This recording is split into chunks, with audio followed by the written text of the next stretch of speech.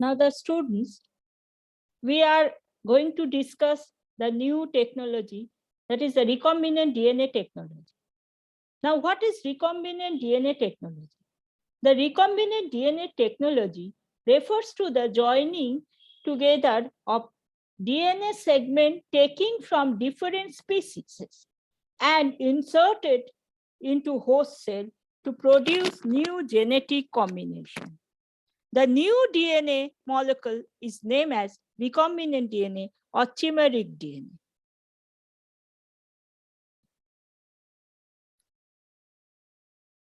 These are the scientists Stanley N.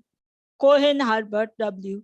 Bayers invented in this technology in the year 1974.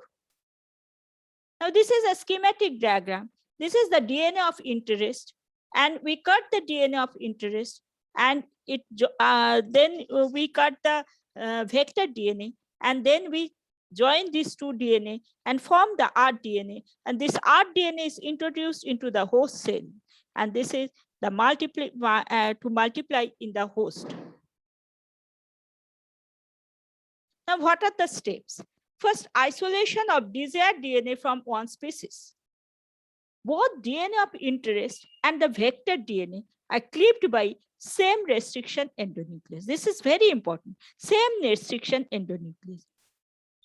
The third, the ligation or joining of both DNA segments by DNA ligase enzyme and formation of rDNA. That is the recombinant DNA.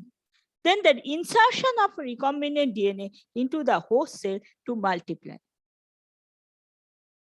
Now, what are the tools? The enzymes, two enzymes, that is, one is the restriction endonuclease, another is the DNA ligase.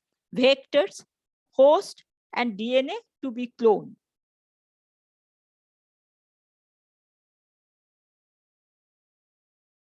Now, enzymes used in recombinant DNA technology. Restriction endonuclease, there are different types of restriction endonuclease, DNA ligase, an enzyme used in DNA replications. Now, restriction endonuclease, little bit about that. The Sir Hamilton Smith isolated the first restriction endonuclease, the beta hind one. And the Daniel Nathan applied the enzyme to cut the DNA.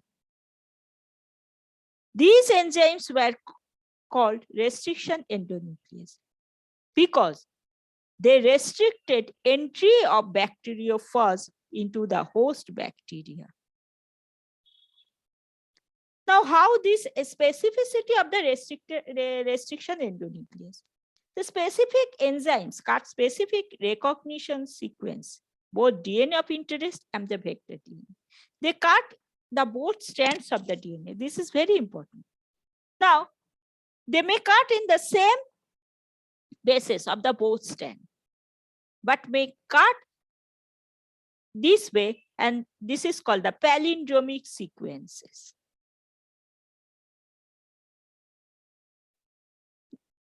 The blunt DNA, the first picture, that the two ends are produced, and this is the blunt end. The blunt end, the same sequence of the both DNA strands are cut. And when it cuts the palindromic sequence, the end is called the cohesive ends. Vectors. The ideal cloning vector should have the following properties. Number one, it must have low molecular weight. Number two, it must have unique cleavage site for the activity of restriction endonuclease at a single point. Number three, it must be able to replicate inside the host cell. And number four, it must contain genes which provide resistance to the antibiotic. This helps in selection of the transformed cell from untransformed cells.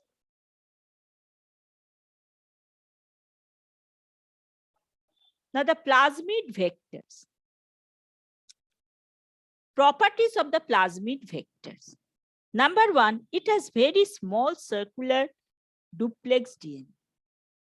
It can be easily isolated and can be easily introduced into the host cell. It has 3 antibiotic resistance genes such as ampicillin, tetracycline, and chloramphenicol. And cleavage of any of these genes act as marker hybrid for hybrid DNA. PBR322 is the most commonly used plasmid vector. Plasmid vector is the ideal vector for in this technology. Now the bacteriophage, they can accept larger DNA segment, very useful when working with human DNA. Now cosmid, this is the cosmid human artificial chromosome and the bacterial artificial chromosome. These 3 are the other vector. Now host, who are the host? In case of the prokaryotic E. coli, this is mostly used, and eukaryotic yeast. A method of transfer of rDNA into the host cell. Transformation, conjugation, electrophoration, liposome-mediated gene transfer, and direct transfer. These are the methods, but description of this method not required. Now, application of the recombinant DNA technology.